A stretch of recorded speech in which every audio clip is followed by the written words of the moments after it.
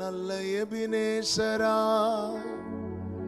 என்னை நடத்தி வந்தீரே, நன்றி சொல்ல வார்த்தை இல்லையே. எஸ், நல்ல எபினேசரா என்னை நடத்தி வந்தீரே, நன்றி சொல்ல வார்த்தை இல்லை. எல்லா நெருக்கத்திலும் என்னை வீழாமல் காக்கும் அன்பின் நல்ல கர்த்தரே, எல்லா நெருக்கத்திலும் என்னை வீழாமல் காக்கும் அன்பின் நல்ல கர்த்தரே, ஆயிரம் ஆயிரம் நன்மைகள் அனுதினம் என்னை சூழ்ந்திட. Thank you, Lord. கிருபையும் இரக்கமும் அன்பும் கொண்டீரே. Oh, hallelujah. ஆயிரம் ஆயிரம் அனுதினம் என்னை சூழ்ந்திட. கிருபையும் இரக்கமும் அன்பும் கொண்டவரே. ரெண்டு கரங்களை வானத்துக்கு நேராக உயர்த்தி நல்ல எபினேசர், நல்ல எபினேசரா என்னை நடத்தி வந்தீரே, நன்றி சொல்ல ஆமே. நல்ல என்னை நடத்தி வந்தீரே, நன்றி சொல்ல வார்த்தை இல்லையே.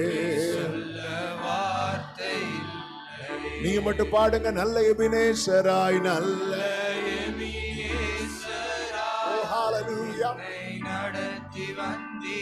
நன்றி சொல்ல வார்த்தை இல்லையே. எவ்வளவு ஆச்சரியமாய் நடத்துகிறார். எத்தனை பேர் சொல்ல முடியும், நான் நடக்கவில்லை கர்த்தரனை நடத்துகிறார் என்று? நான் நிற்கவில்லை, கர்த்தரனை நிற்க வைத்திருக்கிறார். ஹல்லேலூயா. அவருடைய தழும்புகளால் குணமானோ. நம்முடைய மாறாவின் வாழ்வை மதுரமாய் மாற்றின கர்த்தர்.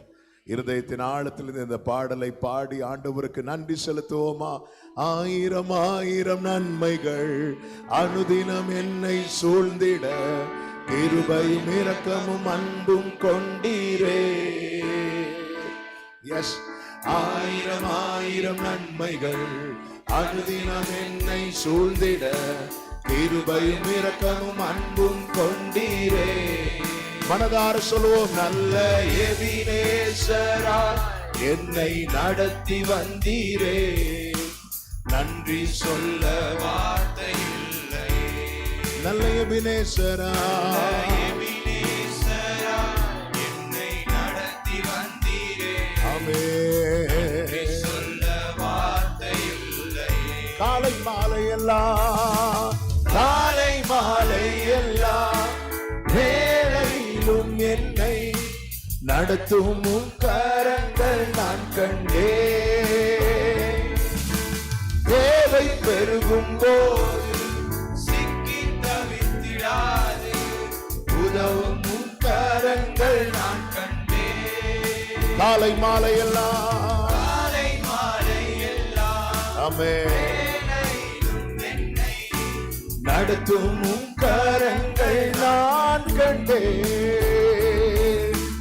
தேவை பெருகும் போது சிக்கி தவித்திடாது உதவும் உம் கரங்கள் நான் கண்டேன். எல்லா நெருக்கத்திலும், எல்லா நெருக்கத்திலும் என்னை வீழாமல் காக்கும் அன்பின் நல்ல கர்த்தரே, எல்லா நெருக்கத்திலும் என்னை வீழாமல் காக்கும் அன்பின் நல்ல கர்த்தரே, ஆயிரம் ஆயிரம் நன்மைகள் அனுதினம் என்னை சூழ்ந்திட. ஹல்லேலூயா. இரக்கமும் அன்பும் கொண்டீரே, ஆமென். ஆயிரம் ஆயிரம் நன்மைகள் அனுதினம் என்னை சூழ்ந்திட, கிருபையும் இரக்கமும் அன்பும் கொண்டீரே. நல்ல எபினேசராய், நல்ல எபினேசராய் என்னை நடத்தி வந்தீரே, நன்றி சொல்ல வார்த்தையில்லையே. நல்ல எபினேசரா என்னை நடத்தி வந்தீரே, நன்றி சொல்ல வார்த்தை இல்லை. மரண பள்ளத்தாக்கில் மரண பள்ளத்தாக்கில் நான் நடந்த வேளை, மீட்கும் உம் கரங்கள் நான் கண்டேன்.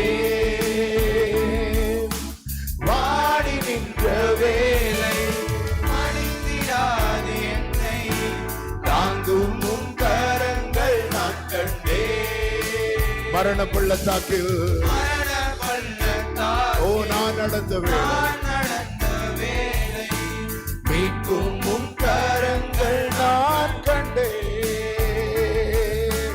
வாடி நின்ற வேளை மடிந்திடாது என்னை, தாங்கும் உம் கரங்கள் நான் கண்டேன். எந்த மாறாவின் வாழ்வை, எந்த மாறாவின் வாழ்வை மதுரமாய் மாற்றும் அன்பின் நல்ல கர்த்தரே, என்னை மாறாவின் Yes, வாழ்வை Lord. மாற்றும் அன்பின் நல்ல கர்த்தரே. ஆயிரம் ஆயிரம் நன்மைகள் அனுதினம் என்னை சூழ்ந்திட, கிருபையும் இரக்கமும் அன்பும் கொண்டீரே.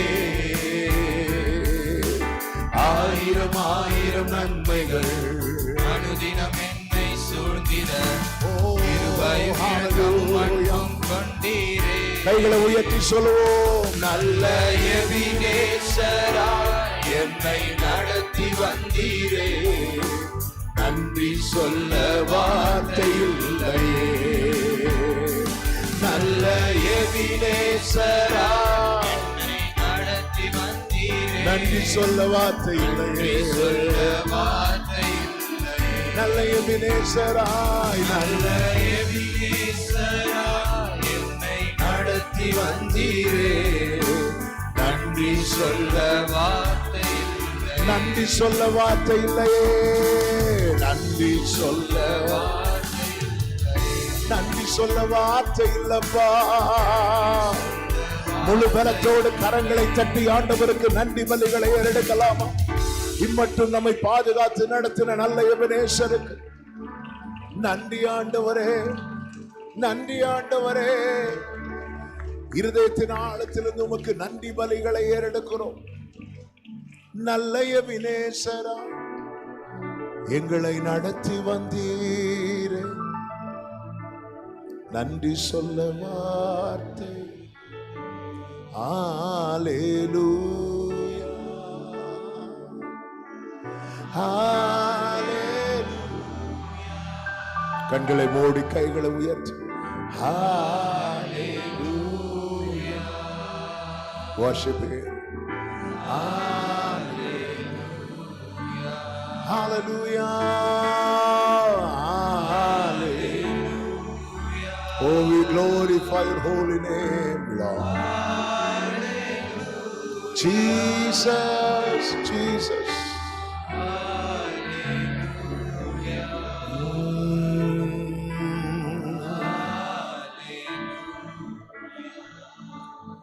யாரும் அறியாத என்னை நன்றாயறிந்து தேடி வந்த நல்ல நேசரே, யாரும் அறியாத என்னை நன்றாயறிந்து தேடி வந்த நல்ல நேசரே, உம்மழகான கண்கள் என்னை கண்டதாலே, முடிந்ததென்று நினைத்த நான் உயிர் வாழ்கின்றேன். உம்மழகான கண்கள் கண்டதாலே, முடிந்ததென்று நினைத்த நான் முடிந்ததென்று நினைத்த நான் உயிர் வாழ்கின்றேன். தூக்கி எறியப்பட்ட என்னை வேண்டும் என்று சொல்லி சேர்த்து கொண்ட நல்ல நேசரே, தூக்கி எறியப்பட்ட என்னை வேண்டும் என்று சொல்லி சேர்த்து கொண்ட நல்ல நேசரே, உம்மழகான கண்கள் என்னை கண்டதாலே ஓ முடிந்ததென்று நினைத்த நான் உயிர் வாழ்கின்றேன்.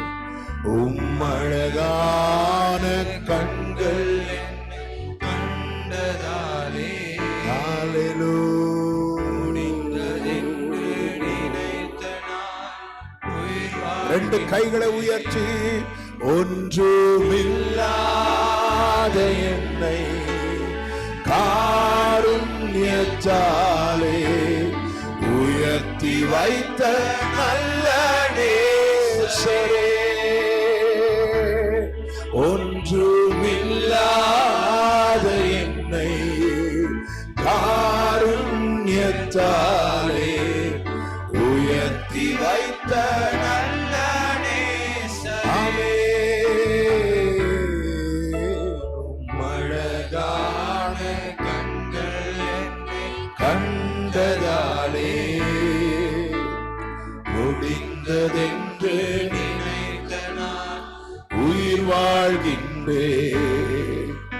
உம்மழகான கண்கள் என்னை கண்டதாலே முடிந்ததென்று நினைத்த நான் உயிர் வாழ்கின்றேன். உங்க கண்களில் கிடைத்த கிருபை அக்கினி ஜுவாலை போன்ற கண்களில் எங்களை வாழ வைப்பதற்கான கிருபையை கிடைக்க பண்ணினீரே, ஸ்தோத்திரம். உங்க தயவு பெரியதப்பா. நானோ உமது மிகுந்த கிருபையினால் உமது ஆலயத்துக்குள் பிரவேசித்து என்று சங்கீதக்காரன் சொல்லுகிறான்.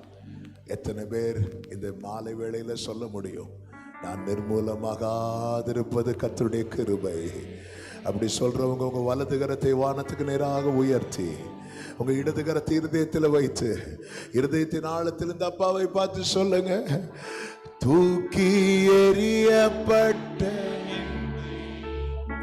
வேண்டும் என்று சொல்லி எஸ் சேர்த்து கொண்ட நல்ல நேசரே, love you Jesus, தூக்கி எறியப்பட்ட என்னை வேண்டும் என்று சொல்லி வேண்டும் என்று சொல்லி சேர்த்து கொண்டவரே, நல்ல நேசரே, உம்மழகான கண்கள் உம்மழகான கண்கள் என்னை கண்டதாலே முடிந்ததென்று நினைத்த நான் உயிர் வாழ்கின்றேன். உம்மழகான கண்கள் கண்டதாலே லோரி முடிந்ததென்று நினைத்த நான் உயிர் வாழ்கின்றேன். ஹல்லேலூயா, ஹல்லேலூயா, ஹல்லேலூயா,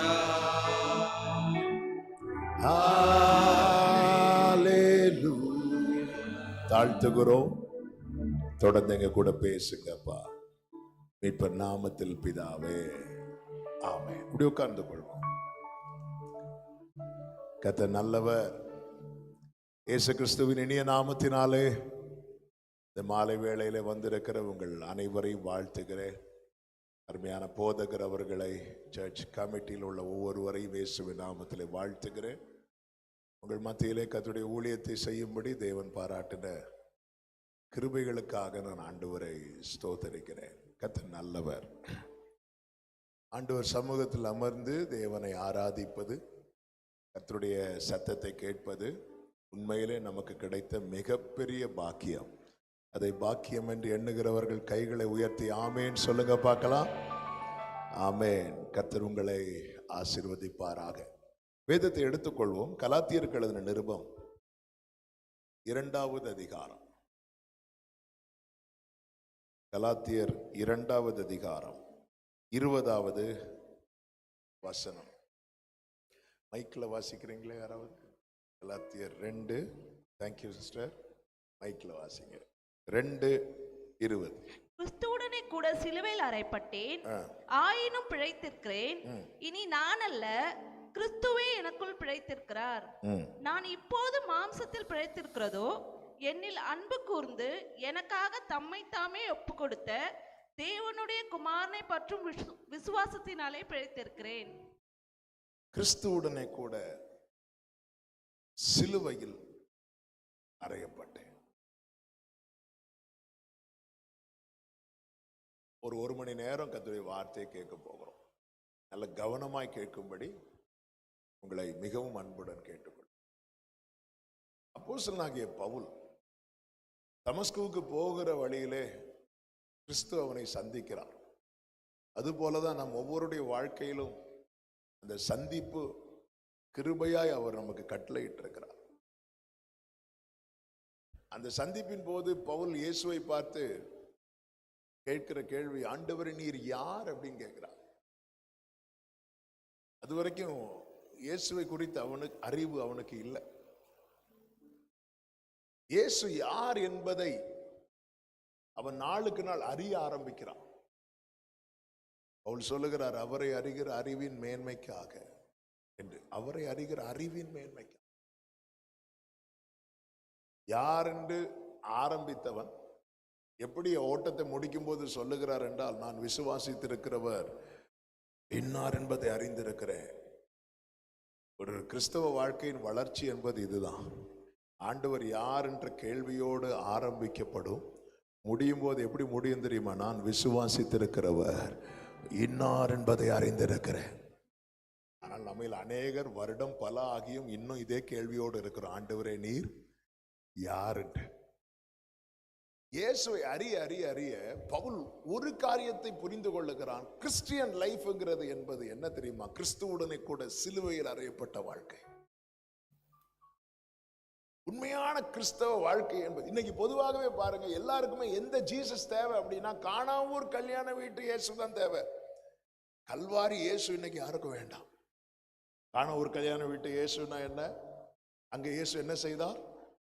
அற்புதம் செய்தார். இயேசு அற்புதம் செய்வாரா? நிச்சயம் செய்வார். ஆனால் இயேசு அற்புதம் செய்யவா இந்த பூமியில வந்தார்? இயேசு அடிபடுவதற்காகவே வந்தார். இயேசுவை பார்த்து முதலாவது சுவிசேஷம் சொன்ன, அதாவது இயேசுவை குறித்து முதலாவது சுவிசேஷம் சொன்ன நபர் யோவான் ஸ்நானன். இதோ உலகத்தின், இதோ தண்ணீரை திராட்சரசமாய் மாற்றுகிற தேவ ஆட்டுக்குட்டி, அப்படி ஏதாவது சொன்னாரா? ஒண்ணும் இல்லை. இதோ உலகத்தின் பாவத்தை சுமந்து தீர்க்கிற தேவாட்டுக்குட்டி. நான் கிறிஸ்துவுடனே கூட மறுபடியும் பிறந்தவர்கள் இந்த அனுபவத்துக்குள்ளாய் வருகிறார்கள். கிறிஸ்தவ வாழ்க்கையின் ஆரம்பமே சிலுவையில் தான். இயேசு சிலுவையில் மரிக்கும் வரைக்கும் நமக்கும் கிறிஸ்துவுக்கும் சம்பந்தமே கிடையாது. இயேசு தண்ணீரை திராட்சரசமாய் மாற்றினார் அல்லவா? அதனால பயனடைந்த யாராவது இங்க இருக்கிறீங்களா? அந்த கடைசி பந்தியில இல்ல. தண்ணீர் திராட்சரசமாய் மாறினதுனால பயனடைந்தவங்க யாருன்னா, அந்த கல்யாண வீட்டுல கடைசி வரை இருந்தாங்கல்ல அவங்க. அப்பம் 5 அப்பம் 5000க்கும் அதிகமாய் பெருக பண்ணார்ல, அந்த எக்ஸ்ட்ரா 12 கூட நிறைய மீதி எடுத்தார்ல, ஏதாவது ஒரு கூட உங்கள்கிட்ட இருக்கா? இல்ல. அது யாருக்கு யூஸ் ஆச்சு? அந்த பந்தியில் இருந்தவர்களுக்கு. அப்படி தேவன் அநேக அற்புதங்களை செய்தாரே, அந்தந்த இடத்தில் இருந்தவர்கள், அதை சார்ந்தவர்களுக்கு அது பயனடைந்தது. ஆனால் நாம் பாக்கியம் பெற்றது எதுல தெரியுமா? இயேசு தண்ணீரை ரசமாய் மாற்றினது அல்ல, தன்னையே பலியாக ஒப்பு கொடுத்ததுனால. எபிரேயர் 10வது அதிகாரம் 19, 20 வசனங்களிலே பார்க்கும்போது, ஆகையால் சகோதரரே, நாம் பரிசுத்த ஸ்தலத்தில் பிரவேசிப்பதற்கு இயேசுவானவர் தமது மாம்சமாகிய திரையின் வழியாய் புதிதும் ஜீவனுமான மார்க்கத்தை நமக்கு உண்டு பண்ணினபடியால், அந்த மார்க்கத்தின் வழியாய் பிரவேசிப்பதற்கு அவருடைய இரத்தத்தினாலே நமக்கு தைரியம் உண்டாயிருக்கிறது. கைகளை உயர்த்தி ஹalleluya. அவருடைய மாம்சமாகிய திரையை கிழிக்க ஒப்பு கொடுத்தார். நமக்கு நன்றாய் தெரியும், தேவன் மனிதனை படைத்து ஏதேன் என்னும் தோட்டத்தில் வைக்கிறார். ஏதேன் தோட்டம், அதுதான் பரதீஸ், குட்டி பரலோகம்னு சொல்லலாம். ஆளும்படியாக மனிதனை வைத்தார். மனிதன் பாவம் செய்து தேவ மகிமை அற்றவனாகி அந்த ஸ்தானத்தை விட்டு விலகி தோட்டத்தை விட்டு அப்புறப்படுத்தப்பட்டான். தோட்டத்தை பாதுகாக்கும்படிக்கு சுடர்ஒளி பட்டயத்தை பிடித்து கொண்டு கேருபீன்களை கர்த்தர் நிறுத்தி இருந்தார். இந்த தோட்டத்துக்குள்ள இனி யாரும் என்ட்ராக முடியாது. யார் என்ட்ரானாலும் அவங்க மேல வெட்டு விடும். அந்த வெட்டு வாங்குறதுக்கு யாரும் ரெடி கிடையாது. இப்படி இருக்கும்போதுதான் ஆண்டவராக இயேசு கிறிஸ்து இந்த பூமியிலே வந்தார், அந்த வெட்டை அவர் வாங்குறதற்கு. அதனாலதான் நம்மேல் விழும் ஆக்கினை அவர் பேரில் விழுந்தது. அக்கிரமங்களை எல்லாம் அவர் மேல விழப்பண்ணினார். நம்முடைய பலவீனங்களை எல்லாம் அவர் சுமந்து கொண்டார். நாம் வாழும் வாழ்க்கையினால என்னென்ன தண்டனை கிடைக்குமோ அது எல்லாவற்றையும் அவர் வாங்கி அவருடைய மாம்சமாகிய திரையை கிழித்து அவர் வழியாய் இதற்குள்ளே பிரவேசிக்கும் ஸ்லாக்கியத்தை நமக்கு உண்டு பண்ணினார். பழைய ஏற்பாட்டிலே ஆசரிப்பு கூடாரத்திலே மகா பரிசுத்த ஸ்தலத்துக்குள்ளே நியமிக்கப்பட்ட பிரதான ஆசாரியன் அடிக்கப்பட்ட ஆட்டுக்குட்டியின் இரத்தத்தை எடுத்துக்கொண்டு வருடத்துக்கு ஒரு முறை பயந்து பயந்து உள்ள என்றாவார். அந்த மகா பரிசுத்த ஸ்தலத்துக்குள்ளே ஆசாரியன் என்றாகும் போது ஃபர்ஸ்ட் எது என்றாகும் தெரியுமா? அவர் கையில் இருக்கிற ஆட்டுக்குட்டியின் ரத்தம். அந்த திரைச்சீலைக்குள்ள அந்த கையை எப்படி நீட்டுவாரு, அதுல என்ன இருக்கும்னா ஆட்டுக்குட்டியின் ரத்தம் இருக்கும். அதுக்கப்புறம் கொஞ்சம் கொஞ்சமா இவர் என்றாவார். நம் ஆண்டவராக இயேசு கிறிஸ்து அடிக்கப்பட்டு தன்னுடைய கடைசி சொட்டு ரத்தம் வரைக்கும் சிந்தினார். எதற்காக சிந்தினார் தெரியுமா? இயேசு கிறிஸ்துவின் ரத்தம் நம்முடைய சகல பாவங்களையும் நீக்கி சுத்திகரிப்பதற்காக. ஹல்லேலூயா. ஃபாதர் அழகா பாடி இருக்கிறாங்களே, இயேசுவால பிடிக்கப்பட்டவன், அப்புறம் அவர் இரத்தத்தால கழுவப்பட்டவன், எனக்கென்று எதுவும் இல்லை, இப்பூமி சொந்தமில்ல, எல்லாமே இயேசு, என் இயேசு, எல்லாம் இயேசு, எல்லாம் இயேசு, இயேசு. இயேசுவின் மரணத்துல நமக்கு நாம் பிறப்பிக்கப்பட்டோம். நாம் பிறப்பிக்கப்பட்டோம். இதுதான் உண்மை, இதுதான் சத்தியம். எனவேதான் பவுல், ஆண்டவரே நீர் யார் அப்படின்னு கேட்கும் போது, நீ துன்பப்படுத்தின,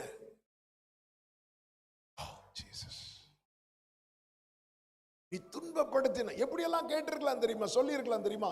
நீ நியாயப்பிரமாணம் ஃபுல்லா, பைபிள் ஃபுல்லா படிச்சல்ல, அந்த இயேசு நானே அப்படின்னு சொல்லி இருக்கலாம். சனகரிப் சங்கத்துல பவுலுக்கு முக்கிய ஸ்தானம். யூத மார்க்கத்துல பவுல் டாப் பொசிஷன்ல இருக்கிறார். ஸ்தேவான் கொலை செய்யப்படுவதற்கு பவுலுடைய சிக்னேச்சர் தேவைப்பட்டுச்சு. அவ்வளோ பெரிய இதெல்லாம் கர்த்தர் கூப்பேன்டார். ஒண்ணுமே கிடையாது. இங்க பாரு, நான் யார் என்பதை நீ அறியாத வரைக்கும் உன் லைஃப் பாழாகி கொண்டே இருக்கிறது. ஆண்டவர் எனக்கு பைபிள் ஃபுல்லா தெரியும், உனக்கு பைபிள் ஃபுல்லா தெரியும், உனக்கு என்ன தெரியுமான்னு கேட்கிறார். ஆண்டவர் நீர் யார்? இன்னும் உம்மை அறியணுமே. பிரியமானவர்கள், இந்த நாட்கள் இயேசு மரித்தார் என்பது உண்மையான செய்தி. ஆனால் இயேசு எனக்காக மரித்தார் என்பதுதான் காஸ்பல். இயேசு மரித்தார் என்பது சத்தியம், அது சரித்திரம், அதை யாருக்குமே மாற்ற முடியாது, மறைக்க முடியாது. இயேசு உயிர்த்தெழுந்த செய்தியை காவல் காத்தவர்கள் போய் பிரதான ஆசாரியன்ட்டெல்லாம் போய் சொல்லும் போது அவங்க காசு கொடுத்து என்ன சொன்னாங்க தெரியுமா? சீஷர்கள் நைட்டு வந்து அவரை தூக்கிட்டு போயிட்டாங்கன்னு சொல்லுங்க, இல்லைன்னா நமக்கு பிரச்சனை ஆயிரும். அப்படி அந்த நியூஸை ஸ்ப்ரெட் பண்ணாங்க. இப்படி பொய்யான செய்தியை ஸ்ப்ரெட் பண்ணதுக்கு அப்புறமும் இயேசு மரித்து உயிர்த்தெழுந்த செய்தி உலகம் முழுவதும் பரவிட்டு சத்தியத்தை யாராலும் அடக்கி வைக்க முடியாது. சத்தமா ஆமென் சொல்லுங்க பார்க்கலாம். ஆனா இங்க நான் எதை பார்க்கணும் அப்படின்னா, இயேசு எனக்காக மரித்தார். இப்படி பார்க்கிற பார்வையில தான் ரட்சிப்பே இருக்கு. இயேசு எனக்கு இப்படி பவுல் பார்க்க ஆரம்பித்தது தான் பவுல் கேட்கிறார், நான் என்ன செய்ய சித்தமாயிருக்கிறேன். இயேசுவுடனே கூட சிலுவையில் அறையப்படுவது என்பது என்ன தெரியுமா? நான் என்ன செய்ய சித்தமாயிருக்கிறேன். நான் என்ன செய்ய. நம்ம ஆண்டவர் சமூகத்தில் வரும்போதே 1000 விண்ணப்பங்கள் 1000 விருப்பங்களோடு வருவோம். இப்ப ஆண்டவர் பவுலை சந்தித்தது போல திடீரென்று வந்து நிக்கிறார்னு வைங்களேன். நம்ம ஆண்டவர்கிட்ட, ஆண்டவரை நான் என்ன செய்யணும்னு கேட்போமா, அல்லது நீர் எனக்கு என்ன செய்வீர் என்று கேட்போமா?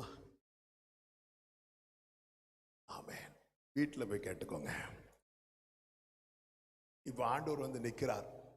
ஆண்டவர் நீர் யார்? நான் தான் இயேசு. ஆண்டவரே எனக்கு என்ன தருவீர் ஆண்டவரே அப்படி கேட்போமா? இல்ல ஆண்டவர் நான் என்ன செய்யணும், நான் என்ன செய்யணும். இயேசுவுடனே கூட சிலுவையில் அறையப்பட்டேன். கிறிஸ்தவ வாழ்க்கையின் அர்த்தமே அதுதான். மார்க்கு சுவிசேஷம் 8வது அதிகாரம் 34வது வசனத்துல அந்த வசனத்தை வாசியுங்கள். 8:34. பின்பு அவர் ஜனங்களையும் தம்முடைய சீஷர்களையும் தம்மிடத்தில் அழைத்து ஒருவன் என் பின்னே வர விரும்பினால் அவன் தன்னைத்தான் வெறுத்து தன் சிலுவையை எடுத்துக்கொண்டு என்னை பின்பற்ற கடவன். மத்தேயு 10:38 சொல்லப்பட்டிருக்கிறது, தன் சிலுவையை எடுத்துக்கொண்டு என்னை பின்பற்றாதவன் எனக்கு பாத்திரன் அல்ல. எது என் சிலுவை? தன்னைத்தான் வெறுத்து தன் சிலுவையை எடுத்துக்கொண்டு. எது நம்முடைய சிலுவை? சின்னதா ஒண்ணு அடிச்சு போட்டிருக்கோமே அதுவா? எது நம்முடைய சிலுவை? ஆமென். தன்னைத்தான் வெறுத்து. நான் என்கிற வார்த்தைக்கு இங்கிலீஷ்ல ஐ. தன்னைத்தான் வெறுத்துன்னு அந்த ஐயை வெட்டி பாருங்க, அதுதான் சிலுவை. அதனாலதான் பவுல் வந்து வேலை வெட்டி இல்லாத ஆள் கிடையாது. அதாவது நம்ம ஊர்ல ஒரு எம்பிக்கு என்ன பவர் இருக்குதோ, எம்பிக்கு என்ன பவர் இருக்குதோ சேம் பவர் பவுல் இருந்த பொசிஷன். ஆனா ஒரே என்கவுண்டர்ல அவர் கேட்கிறார், நான் என்ன செய்யணும் அப்படின்னு. அதன் அர்த்தம் என்ன? நீங்க என்ன சொல்றீங்களோ அதற்கு அகைன்ஸ்டா என்கிட்ட என்ன இருக்கிறதோ அதை நான் இப்பொழுதே விடுறதுக்கு ரெடியா இருக்கிறேன்னு அர்த்தம். ஆண்டவரே நான் என்ன செய்யணும், நீங்க இந்த லென்ட் டேஸ்ல சொல்லுங்க, நெக்ஸ்ட் லென்ட் டேஸ் வர்றதுக்குள்ள நான் அப்படி கிடையாது. நான் என்ன செய்யணும் இப்ப சொல்லுங்க ஆண்டவரே. ஆண்டவர் சொல்ல சொல்ல சொல்ல அவருக்கு எது எல்லாம் அதுவரை லாபமா இருந்துச்சோ அதை எல்லாவற்றையும் அவர் நஷ்டம் என்று பார்க்க ஆரம்பித்து விட்டார்.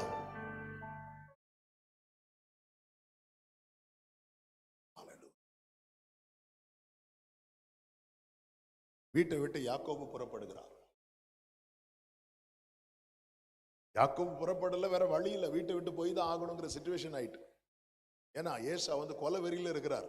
யாக்கோபை கண்டிப்பா கொலை செய்வேன். தாயார் பாக்குறாங்க, மகனே நீ இருந்தா உன்னை நான் இழக்க நேரிடும், நீ கிளம்பு மாமா வீட்டுக்கு போன்னு சொல்லிட்டு அனுப்பி விடுறார். யாக்கோபு புறப்பட்டு போகிறான். வனாந்தரமான ஒரு இடத்துல ஒரு கல்லை எடுத்து வைத்து தலைக்கு கீழே வச்சு படுக்கிறான். கர்த்தர் ஒரு தரிசனத்தை காண்பிக்கிறார். கர்த்தர் வானத்துக்கு மேல நிற்கிறார். ஆண்டவர் சொல்லுகிற, நான் உன் தகப்பனாகிய ஆபிரகாமின் ஈசாக்கின் தேவன் என்று இப்படி தம்மை அறிமுகப்படுத்தும் போது யாக்கோபு எழுந்து, இந்த இடம் எவ்வளவு பயங்கரமா இருக்கிறது, இது தேவனுடைய வீடே அல்லாமல் வேறு அல்ல அப்படி சொல்லிட்டு அடுத்து சொல்லுவார், ஆண்டவரே நான் போகிற இந்த வழியிலெல்லாம் நீர் என்னை காப்பாற்றி. எந்த வழி, எங்க போனோன்னு யாக்கோபு வீட்டிலிருந்து தீர்மானித்து கொண்டு வந்தானோ, ஆண்டவர் சந்தித்த பிறகும் தன் ட்ராக்க மாத்தல.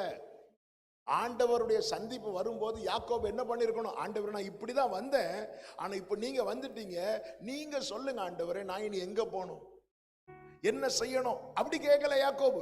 யாக்கோபு எப்படி சொல்றாருன்னா, நான் போற வழியிலெல்லாம் என்னை காப்பாற்றி, அதாவது நான் உங்களை சந்திக்கிறதுக்கு முன்னாடி என்ன பண்ணணும்னு மனசுல செட் பண்ணி வைத்திருந்தேனோ அதுதான் பண்ண போறேன். நீங்க வந்து சந்தித்தாலும் சரி, சந்திக்காம போனாலும் சரி, ஆலயத்துக்கு வர்றதுக்கு முன்னாடி என்ன தீர்மானித்து கொண்டு வந்தோமோ, வந்துட்டு போன பிறகு நம்ம அதே தான் செய்கிறோம் என்றால் நாம் கிறிஸ்துவுடனே கூட சிலுவையில் அறையப்பட்டவர்கள் அல்ல. யாக்கோபு போல சொல்லிட்டு இருக்கிறோம், ஆண்டவரே நான் போற வழியிலெல்லாம் நீங்க கூட இருந்து உண்ண உணவு, உடுக்க உடை, என்னை பாதுகாத்து என்னை திருப்பி கொண்டு வந்தீங்கன்னா நீர் எனக்கு தேவனா இருப்பீர் சொல்லிட்டு அடுத்த ஒரு பெரிய காரியத்தை சொல்றார், நான் உமக்கு எல்லாவற்றிலும் தசம பாகம் தருவேன். தசம பாகம்னா பைபிள் கணக்குப்படி 10% அதன் அர்த்தம் என்ன, ஆண்டவரே 10% உமக்கு, அந்த 1 நீங்க என்ன பண்றீங்க நானும் கேட்க மாட்டேன், மீதி 9 நான் என்ன பண்றேன் நீங்களும் கேட்க கூடாது. வாரத்துல ஒரு நாள் உங்களுக்கு தந்துருவேன், சண்டே வந்துருவேன், நான் வரலன்னா கேளுங்க, மற்ற 6 நாளும் நான் என்ன பண்றேன் எங்க போறேன் நீங்க என்கிட்ட கேட்க கூடாது. இன்னைக்கு இப்படி நம்முடைய லைஃப் தொடருகிறது என்றால் வேறு கிறிஸ்தவர்களாய் தான் இருக்கிறோமே தவிர பரலோக கிறிஸ்தவர்களாய் இல்லை. இன்னைக்கு சித்தத்துக்கு ஒப்பு கொடுக்க ஏன் பயப்படுறோம் தெரியுமா, ஆண்டவர் ஒருவேளை இன்னைக்கு நம்ம விரும்பி செய்து கொண்டிருக்கிற சில காரியங்களை விடுன்னு சொல்லிட்டாருன்னா,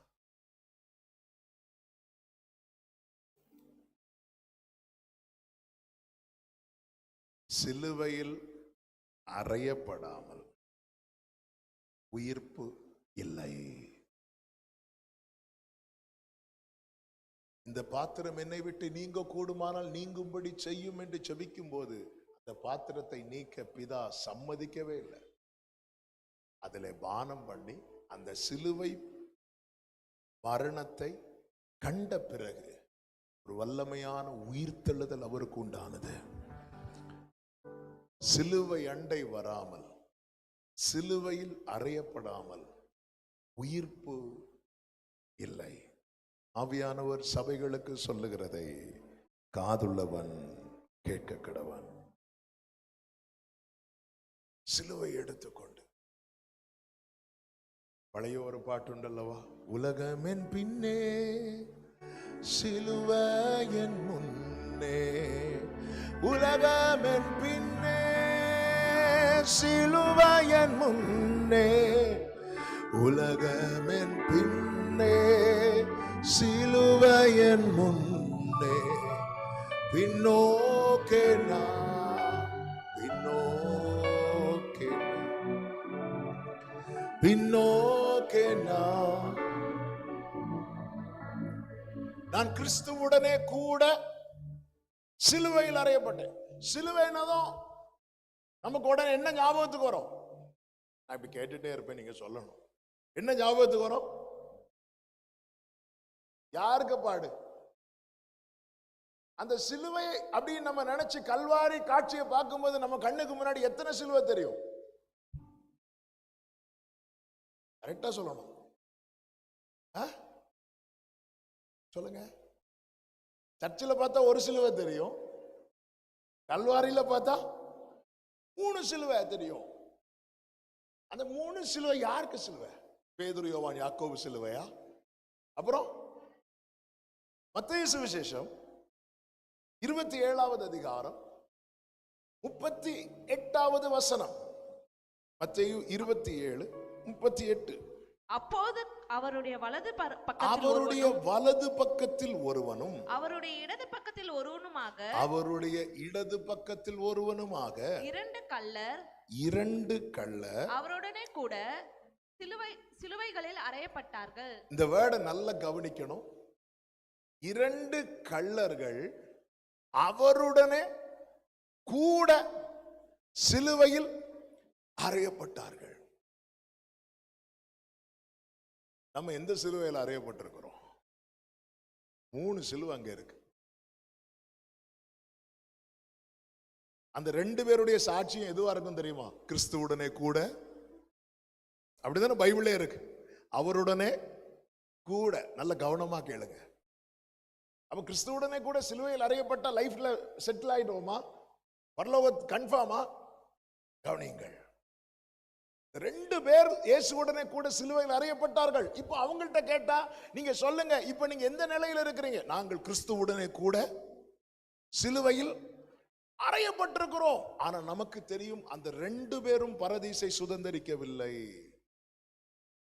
அந்த 2 பேர்ல ஒருவன் ஏற்றுக்கொள்ளப்படுகிறான், இன்னொருவன் கைவிடப்படுகிறான்.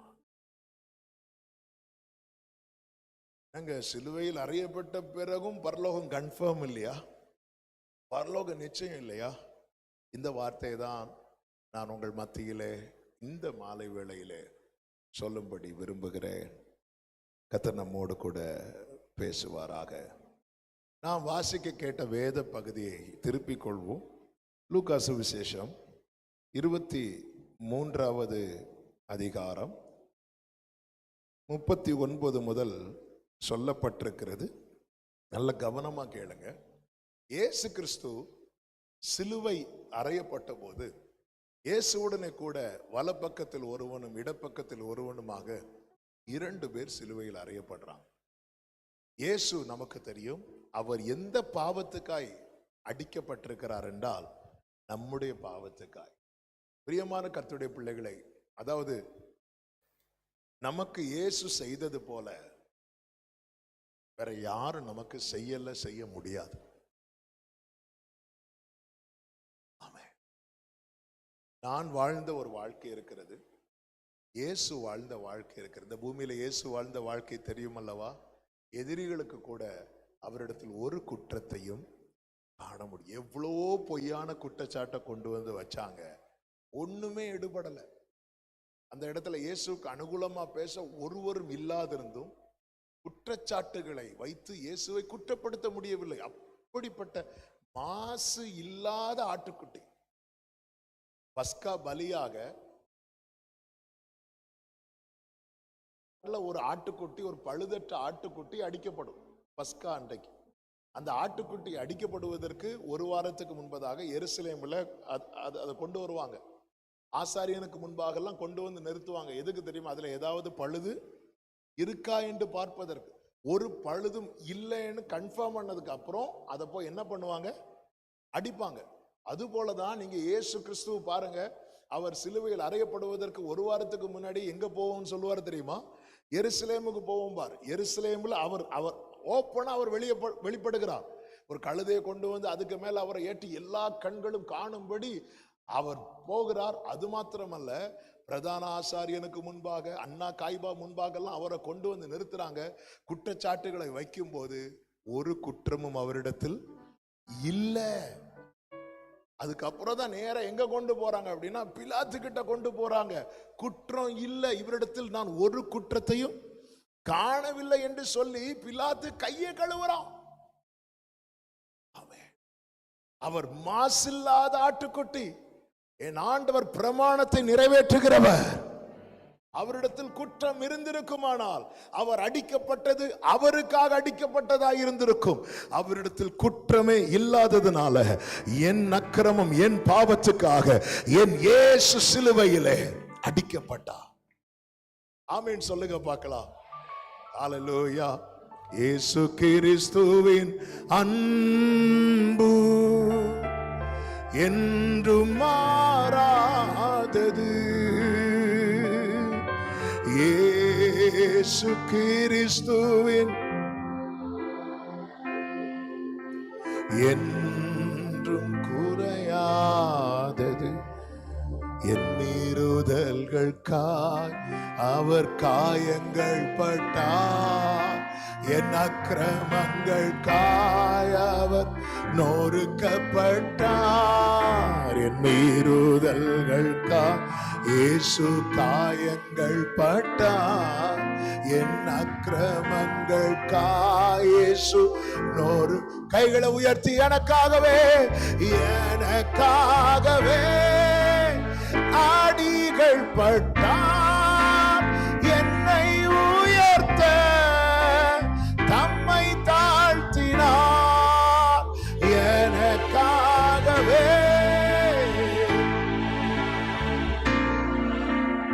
என்னை உயர்த்த, ஆமென், என்னை உயர்த்த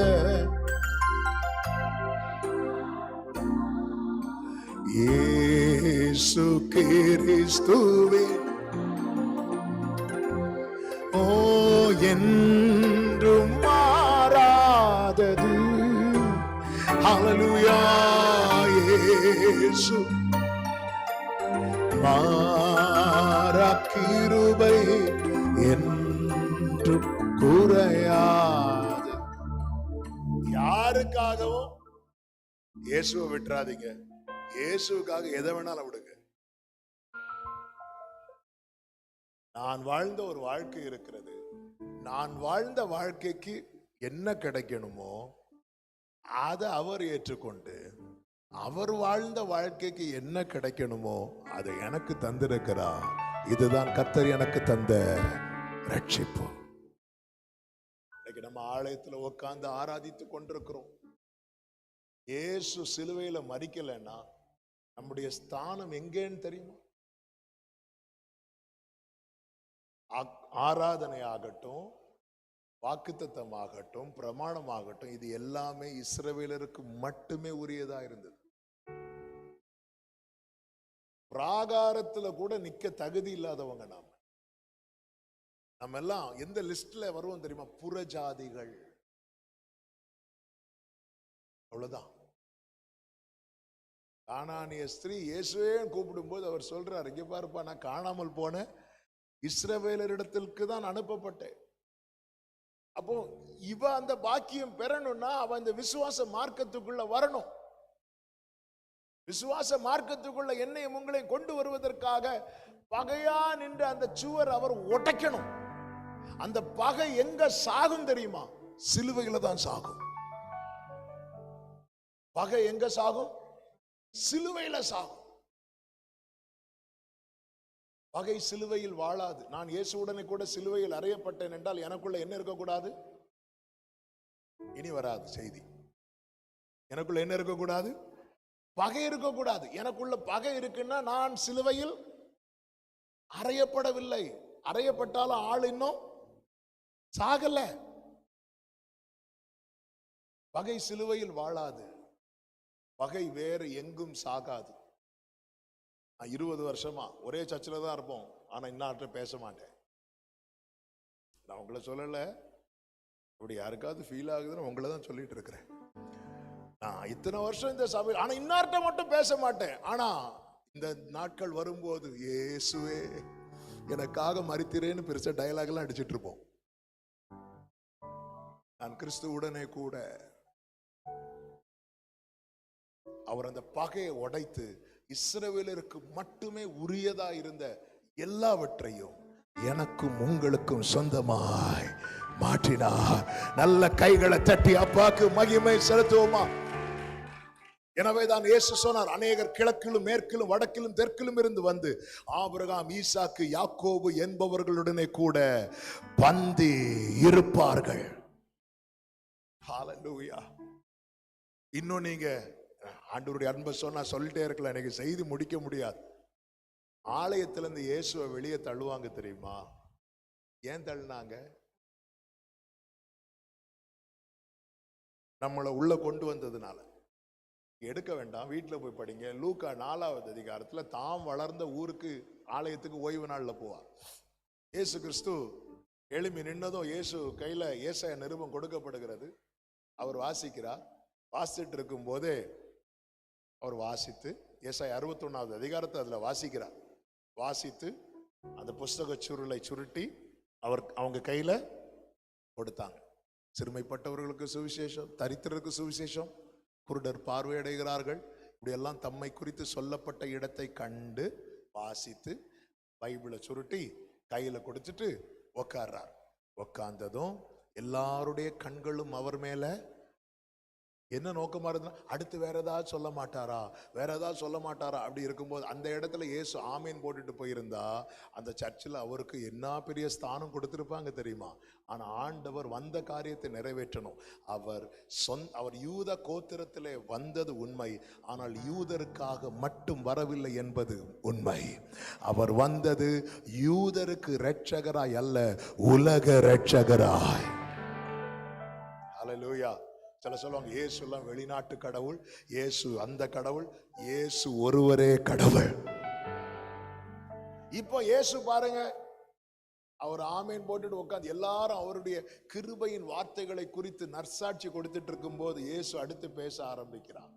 அடுத்து அவர் பேசும்போது சாரிபாத் விதவையை உள்ள கொண்டு வரார். இஸ்ரவேல்ல நிறைய விதவைங்க இருந்தாங்கல்ல, அப்படி இருந்தும் எலியா யாரிடத்தில் அனுப்பப்படுகிறான்?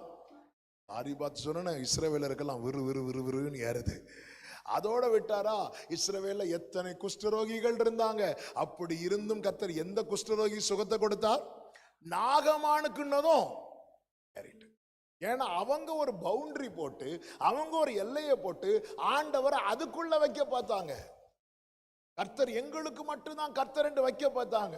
இயேசு வந்து அந்த எல்லையை உடைக்கிறார். இந்த எல்லையை உடைச்சதும் நல்ல கவனிங்க, இயேசு அவர்களுக்கான காரியத்தை மட்டும் பேசி கொண்டிருந்த போது ஜனங்கள் எல்லாரும் அவருக்கு நற்சாட்சி கொடுக்கிறாங்க. ஆனா புறஜாதி, சாரிபாத்தில் இருக்கிற விதவை புறஜாதி நாகமான உள்ள கொண்டு வந்ததும் இயேசுவை வெளியே தள்ளிட்டாங்க.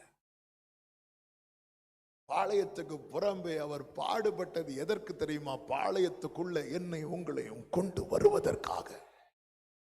ஆலயத்துல வந்து அதனாலதான் தாவீது சொல்லுகிறார், நானோ அது மிகுந்த கிருபையினால் ஆலயத்துக்குள் பிரவேசித்து, வசதி இருந்ததுனால வந்தேன்னு சொல்லல, ராஜாவானதுனால வந்தேன்னு சொல்லல. ஒவ்வொரு முறை தேவ சமூகத்தில் வரும்போது இந்த உணர்வோடு வருகிறவர்கள் இயேசு சிந்தின இரத்தத்தை கனப்படுத்துகிறார்கள்.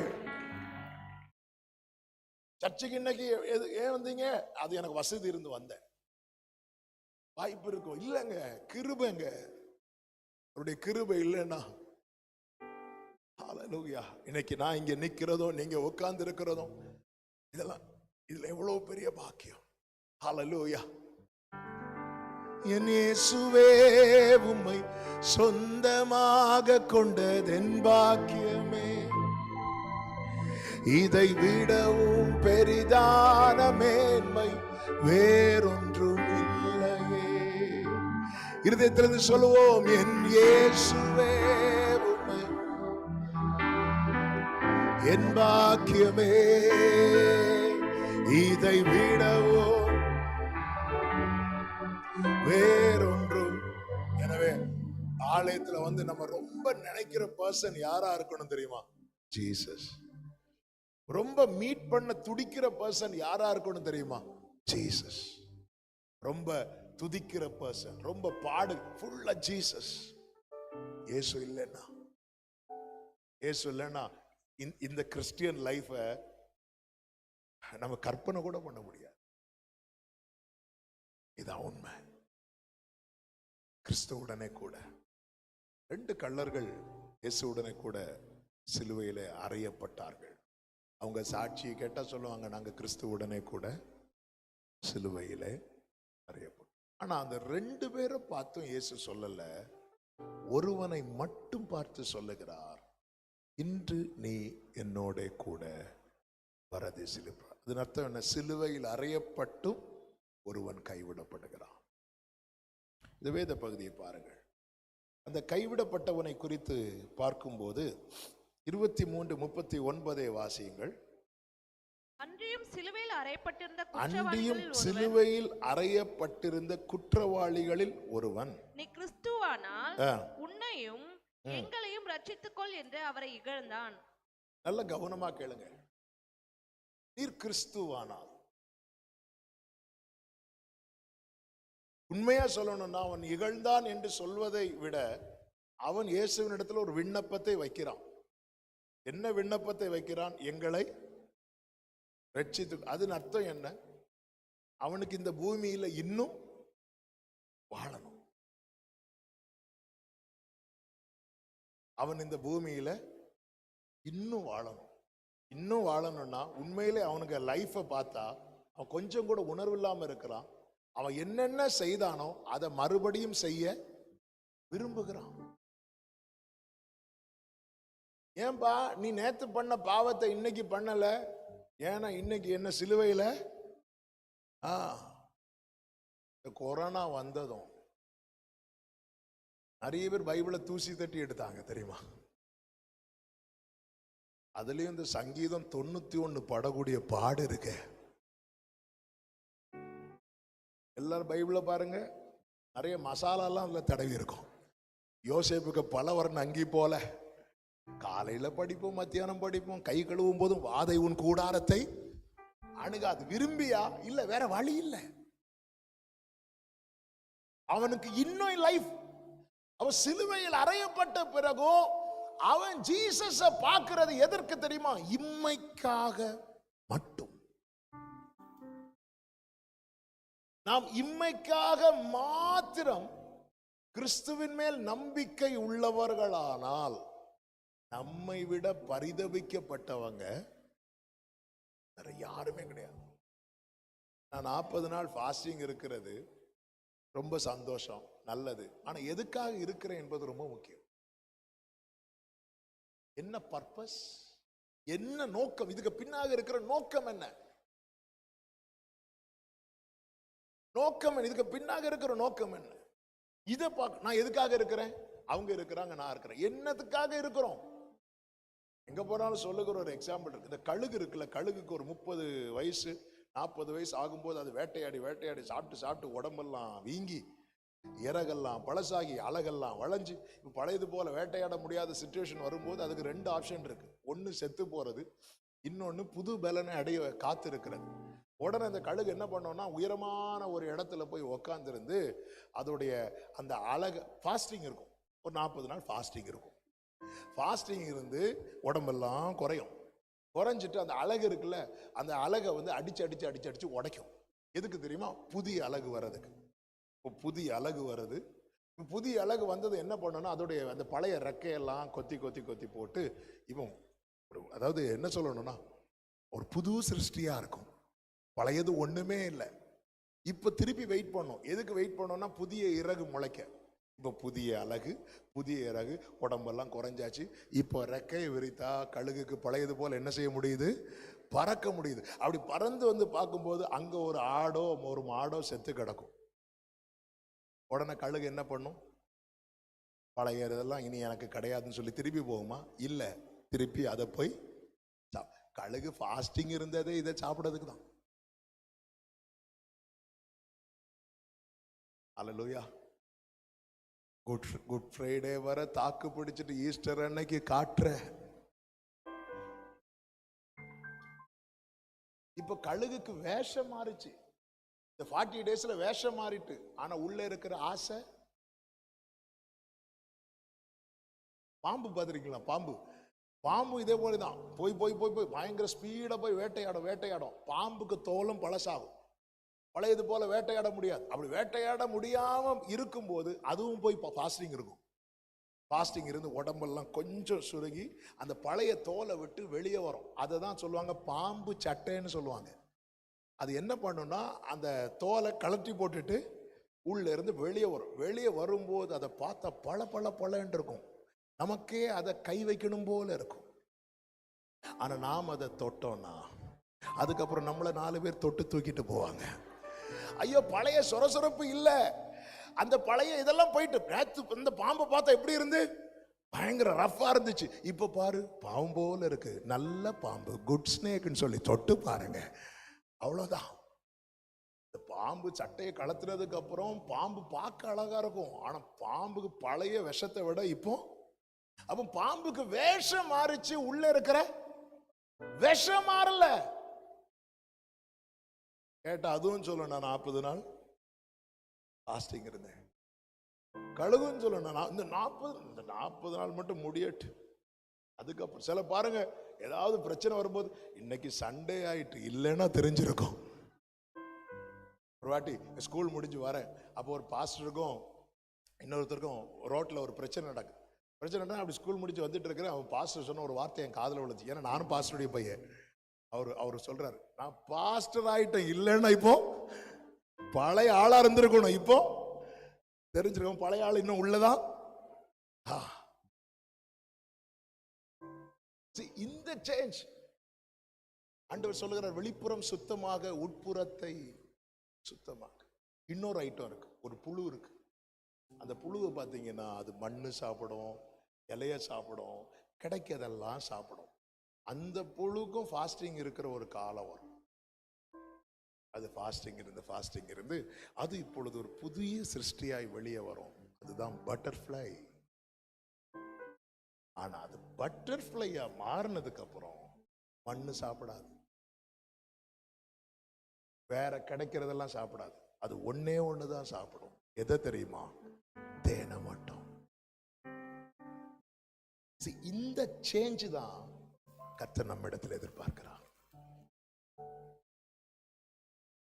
இப்ப நான் பாருங்க, ஒயிட் அண்ட் ஒயிட் போட்டுட்டு இருக்கேன். ஒயிட் அண்ட் ஒயிட் போட்டுட்டு உள்ள நான் பழைய மனிதனை விட கேவலமான மனிதனா இருப்பேன் என்றால் கர்த்தர் என்னை பார்த்து சிம்பிளா ஒரே லைன்ல முடிச்சுட்டு போயிடுவார். வெள்ளை அடிக்கப்பட்ட மனுஷன் பார்க்கிறபடி நான் பாரேன். மனுஷன் முகத்தை பார்க்கிறான், கர்த்தரோ இருதயத்தை பார்க்கிறார். இவன் சிலுவையில் அறையப்பட்ட பிறகும் சரி, அவன் துடிச்சிட்டு தான் இருக்கிறான். அவன் ஏன் துடிச்சிட்டு இருக்கிறான்னா, அவனை பிடிச்சு அறைய வச்சுட்டாங்க. அவனை விட்டா அவன் திருப்பியும் பழைய வாழ்க்கையை நோக்கி போகிறான். அவன் இயேசுவை பார்த்து கேட்டதெல்லாம் இம்மைக்குரியவைகளுக்காக மட்டும், இம்மைக்காக மட்டும். நீர் கிறிஸ்துவானால் உன்னையும் ரட்சித்து என்னையும் ரட்சித்துக்கொள். நான் இன்னும் இந்த பூமியில வாழணும், நான் இன்னும் பழையது போல நான் விரும்புகிறதெல்லாம் செய்யணும், நான் விரும்புகிறதெல்லாம் அனுபவிக்கணும். இம்மைக்காக மட்டும். இம்மைக்காக ஆண்டவர்கிட்ட கேட்க கூடாதுன்னு கேட்டா இம்மைக்காக கேட்கணும், தப்பு கிடையாது. எனக்கு சுகம் தேவை, நான் யார்கிட்ட கேட்பேன்? இயேசுகிட்ட தான் கேட்பேன். ஆனா சுகத்துக்காக மட்டும் இயேசு கிட்ட வரேன் தெரியுமா, இங்கதான் நான் ஏமாற்றம் அடைவேன். இப்ப நான் இயேசு மேல ஒரு விசுவாசம் வைத்திருக்கிறேன். என்ன விசுவாசம் வைத்திருக்கிறேன்? கர்த்தர் எனக்கு ஒரு நல்ல வேலையை தருவாருங்கிற விசுவாசத்தை வைத்திருக்கிறேன்.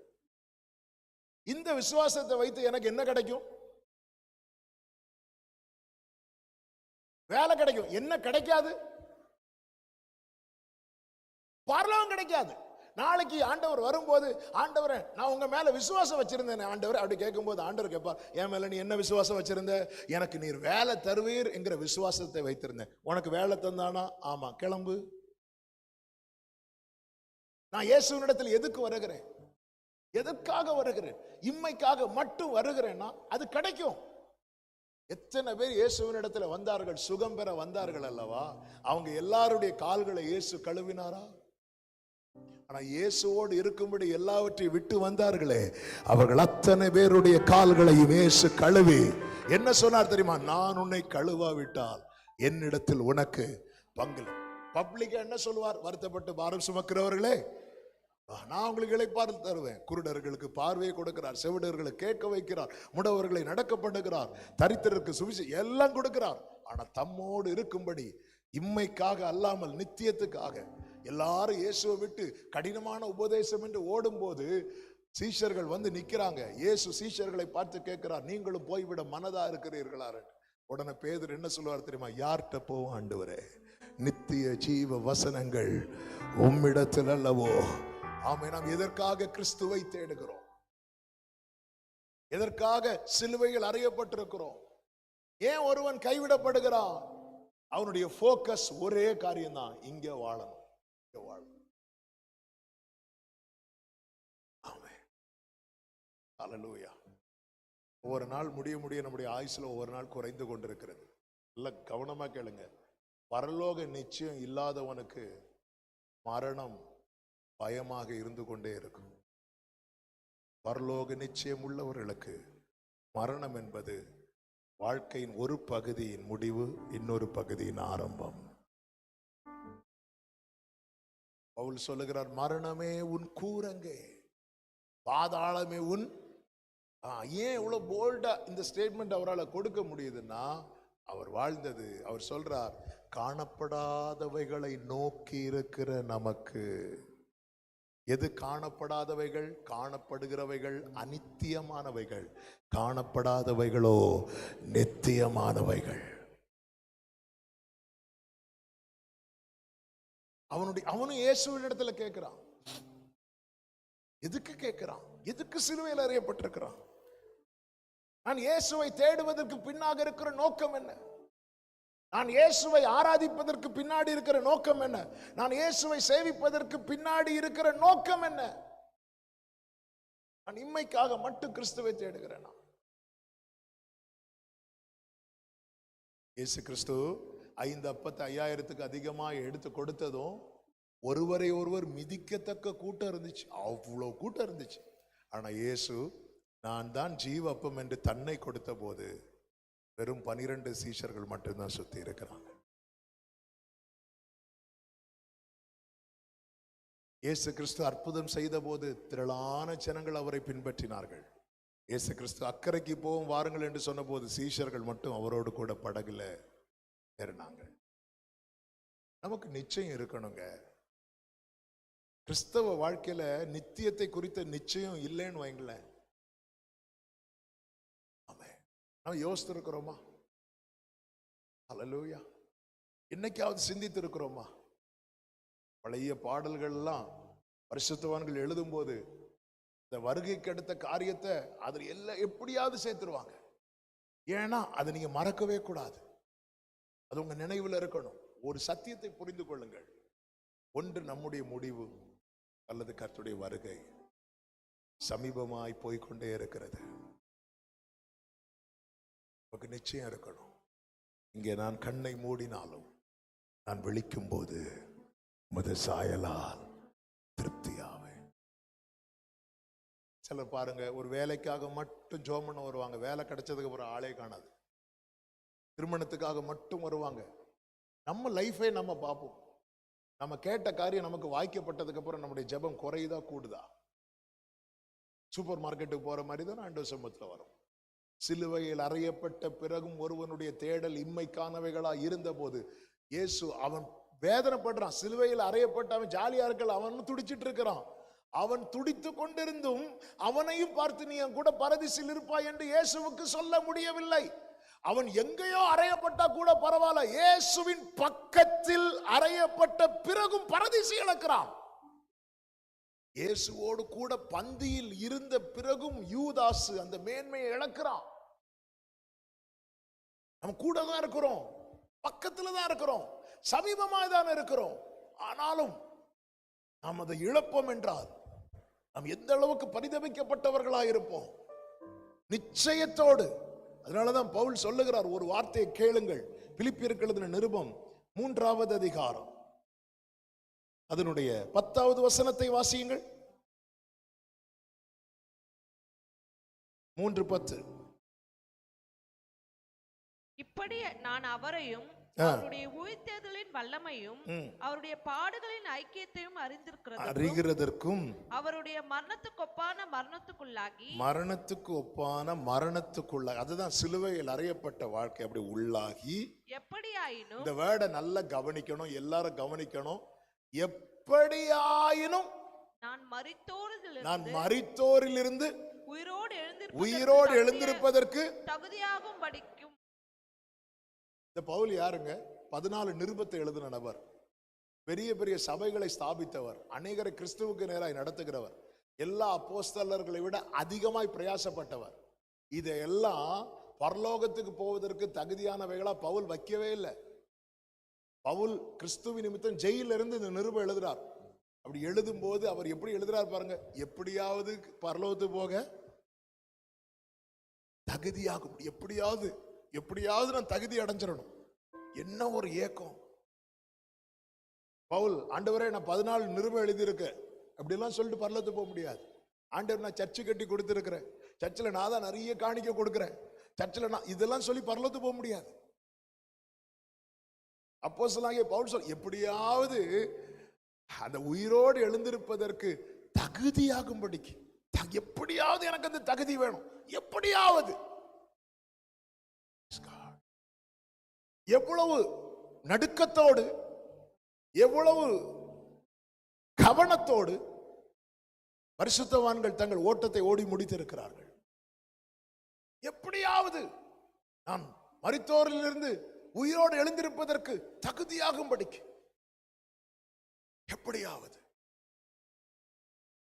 எனவேதான் ஆண்டவராகிய இயேசு கிறிஸ்து சொல்லுவார், என் நுகத்தை ஏற்றுக்கொண்டு என்னிடத்தில் கற்றுக்கொள்ளுங்கள். ஆமென். ஒருவன் இயேசுவை பார்த்து, நீர் கிறிஸ்துவானால் உன்னையும் ரட்சித்து என்னையும் ரட்சித்துக் கொள்ளலாம் என்று சொல்லும் போது அவனுக்கு இயேசு என்ன பதில் கொடுத்தார்? ஒரு பதிலும் கொடுக்கல. அதன் அர்த்தம் என்ன? சிலுவையில் அறையப்பட்ட பிறகும் ஒருவனுடைய ஜெபம் அவர் சமூகத்துக்கு எட்டவே இல்லை. ஆனால் இன்னொருவனை குறித்து வேதம் சொல்லுகிறது. லூக்கா 23வது அதிகாரம் அதனுடைய 40, 41 வசனங்களை பாருங்கள். மற்றவன் அவனை நோக்கி, நீ இந்த ஆக்கினைக்குட்பட்டவனாய் இருந்தும் தேவனுக்கு பயப்படுகிறது இல்லையா? நாமோ நியாயப்படி தண்டிக்கப்படுகிறோம், நாம் நடப்பித்தவைகளுக்கு தக்க பலனை அடைகிறோம். இவரோ தகாதது ஒன்றையும் நடப்பிக்கவில்லையே என்று அவனை கடிந்து கொண்டு இயேசுவை நோக்கி, ஆண்டவரே, நீர் உம்முடைய ராஜ்யத்தில் வரும்போது அடியேனை நினைத்தருளும் என்றான். அவன் என்ன சொல்றான்? ஒருத்தன் என்ன சொல்ற? நீர் கிறிஸ்துவானால். சந்தேகம், கேள்வி. ஆனால் இவனுக்கு அந்த கேள்வி, சந்தேகம் எதுவுமே கிடையாது. இவன் ஆண்டவரை பார்த்து, நீர் ஆண்டவரானால். அப்படி அல்ல. நல்ல கவனமா கேளுங்க. இந்த 2 பேரும் இயேசுவோடு கூட சிலுவையில் அறையப்பட்டாங்க. 2 பேரும் கள்ளர்கள். அதாவது மரண தண்டனை அவர்களுக்கு கிடைக்கிறது. அப்போ அந்த அளவுக்கு பாவம் செஞ்சிருக்கிறான். அவனே சொல்றான் பாருங்க, நாம் நியாயப்படி தண்டிக்கப்படுகிறோம். நியாயப்படி தண்டிக்கப்படுகிறோம். நாம என்ன பண்ணோமோ அதுக்கான தண்டனை கிடைக்கிறது. 2 பேரும் சிலுவையில் அறையப்பட்ட ஆரம்பத்தில், எப்பவுமே சுவிசேஷம் படிக்கும் போது 4 சுவிசேஷத்தையும் சேர்த்து வைத்து படித்தாதான் நமக்கு அது சரியான பிக்சர் கிடைக்கும். 2 பேரும் ஆரம்பத்தில் இயேசுவை நிந்திக்கிறாங்க. மத்தேயு சுவிசேஷம் 27வது அதிகாரம் 44வது வசனத்தை பாருங்கள். அவரோட கூட சிலுவையில் அறையப்பட்ட கள்ளரும் அந்தபடியே அவரை. அப்போ 2 பேரும் தான் இயேசு என்ன பண்றாங்க? நிந்திக்கிறாங்க. ஒருவன் இயேசுவை இகழ்ந்தான் அல்லவா? ஆரம்பத்தில் 2 பேரும் சேர்ந்துதான் பண்ணிட்டு இருந்தாங்க. இந்த இடத்துல தான் இயேசு பாராட்டுகிற கிருபையும் அவருடைய பொறுமையும் பார்க்க முடியும். நம்ம ஆண்டவர் யார் தெரியுமா? ஜீவனின் அதிபதி, ஜீவாதிபதி. அவர் கையில தான் அந்த அதிகாரமே இருக்கு. அவர் நினைச்சா எப்ப வேணாலும் அந்த ஆவியை கொடுத்திருக்கலாம். சிலுவையில இயேசு அரைஞ்சாங்கல்ல, அரைஞ்சதுமே பிதாவே உம்முடைய கையில் என் ஆவியை ஒப்பு கொடுக்கிறேன்னு சொன்னா அந்த இடத்துல ஆவி கொடுக்கப்படும். இயேசு கண்ணை மூடி இருப்பார். அந்த 6 மணி நேரம் அவர் அந்த சிலுவையில தொங்கி கஷ்டப்பட வேண்டிய அவசியம் இல்லை. ஆனா அந்த 6 மணி நேரம் சிலுவையில தொங்கினார்ல, அந்த 6 மணி நேரம் தொங்கினதுல ரட்சிக்கப்பட்டது யாருன்னு நினைக்கிறீங்க? இந்த 2 பேர்ல ஒருத்தன். ஒரு சிங்கிள் சோலுக்கு கர்த்தர் ஸ்பெண்ட் பண்ற டைம் பாத்தீங்களா? 6 hours. ஒவ்வொரு ஆத்மாவும் விலையேற பெற்றது. அதனாலதான் 100ல் 1 ஆடு காணாம போன போது, அதான் 99 இருக்குதுன்னு சொல்லிட்டு நல்ல மேய்ப்பன் திருப்தி அடையவில்லை. அந்த 99ஐயும் விட்டுட்டு அந்த 1 ஆடை தேடி போனாராம். அப்படி தேடி கண்டுபிடிக்கப்பட்டவர்கள் நாம. மேய்ப்பனே உம்மந்தை ஆடு நானே, மேய்த்திடும் மேய்ப்பனும் பின்னே செல்வேன். அவர்தான் நம்முடைய நல்ல மேய்ப்பன். இப்ப பாருங்க, இவங்க எல்லாம் இயேசுவை நிந்திக்கிறாங்க. 2 கள்ளர்களும் நிந்திக்கிறாங்க. நிந்திக்கும் போது இயேசு பொறுமையா இருக்கிறார். எதுக்கு பொறுமையா இருக்கிறார் தெரியுமா? இவங்க மாற்றத்துக்கு.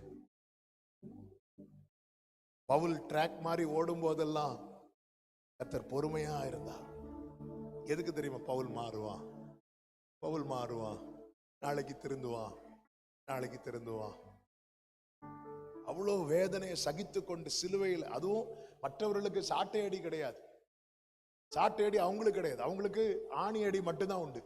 இயேசுவுக்கு ஏன் சாட்டை அடி பிலாத்து கொடுத்தாருன்னா, அந்த ஊர் வழக்கப்படி 40 சாட்டை அடி அடிச்சுட்டாங்கன்னா அதுக்கப்புறம் அவருக்கு எந்த பனிஷ்மெண்ட்டும் கொடுக்க கூடாது. அதனாலதான் 40 அடிக்கு 1 குறைஞ்சு 39ஓட நிறுத்திடுவாங்க. ஏன் நிறுத்துவாங்கன்னா அவருக்கு இன்னும் பனிஷ்மெண்ட் கொடுக்கணும். இன்னும் ஒரு அடி இயேசு மேல விழுந்திருந்துன்னா இயேசுவை சிலுவையில் அறைஞ்சிருக்க முடியாது.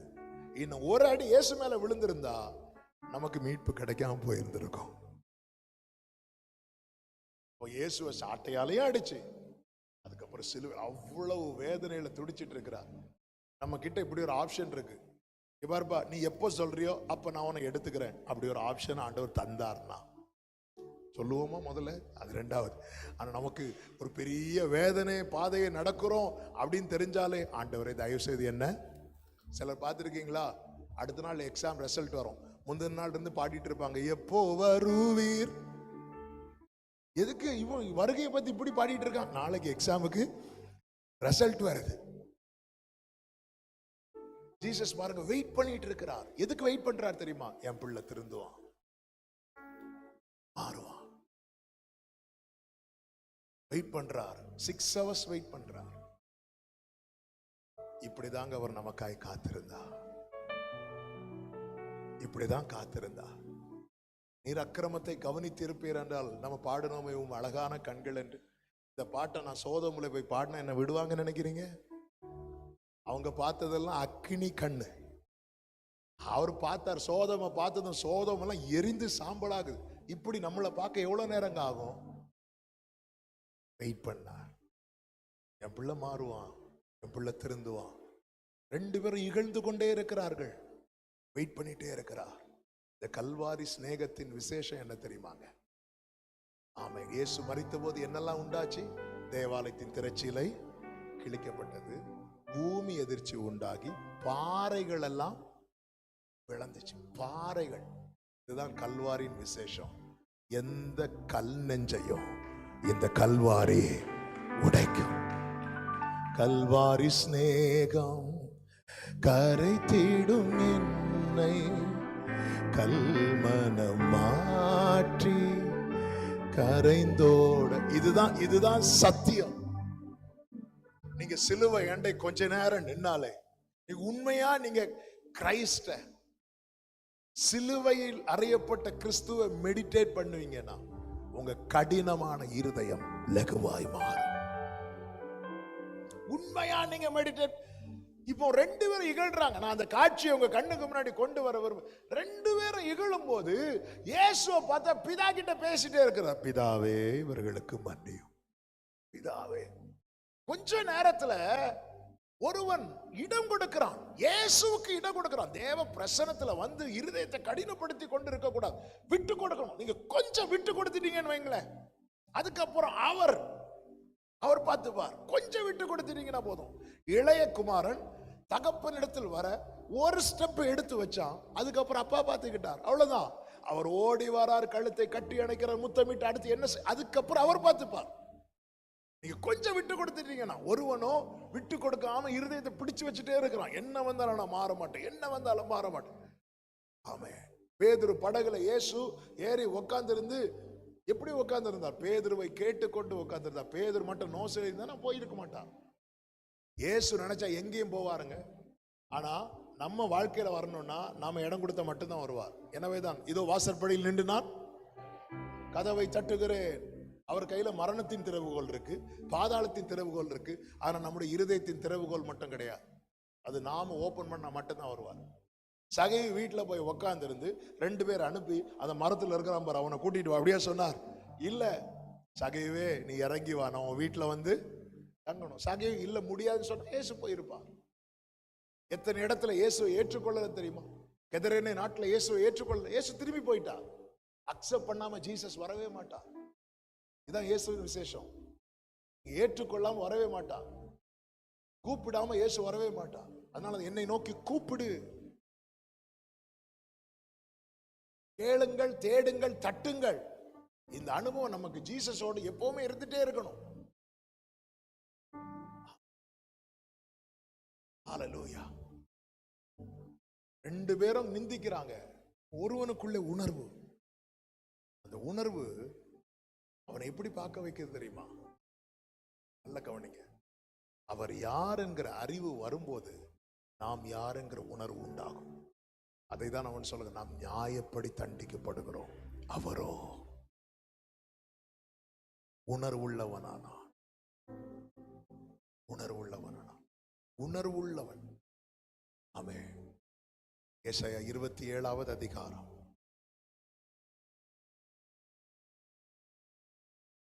எசாயா 27வது அதிகாரத்துல ஒரு வார்த்தை இருக்கிறது. 11வது வசனத்தை வாசியுங்கள். அதன் கொப்புகள் உலரும், உலர்ந்து போம், உலரும் போது ஒழிந்து போம். ஸ்திரீகள் வந்து அவைகளை கொளுத்தி விடுவார்கள். அது உணர்வுள்ள, இந்த வார்டை கவனிங்க, நான் வாசிக்கிறேன். அது உணர்வுள்ள ஜனம் அல்ல, ஆகையால் அதை உண்டாக்கினவர் அதற்கு இறங்காமலும் அதை உருவாக்கினவர் அதற்கு. உணர்வில்லாதவனுக்கு என்ன கிடைக்காது? கிருபை கிடைக்காது. ஆண்டவர் சமூகத்துல வந்து நாங்க பார்க்காதல டேஸா அப்படி சொல்லிட்டு இருதயத்தை கடினமாக்கிட்டு இருக்கிறாங்க தெரியுமா? அவங்க எது கிடைக்காது தெரியுமா? இரக்கம் கிடைக்காது, கிருபை கிடைக்காது. ஆனா ஒருத்தன் உணர்ந்துட்டான் வைங்களேன், ஹல்லேலூயா.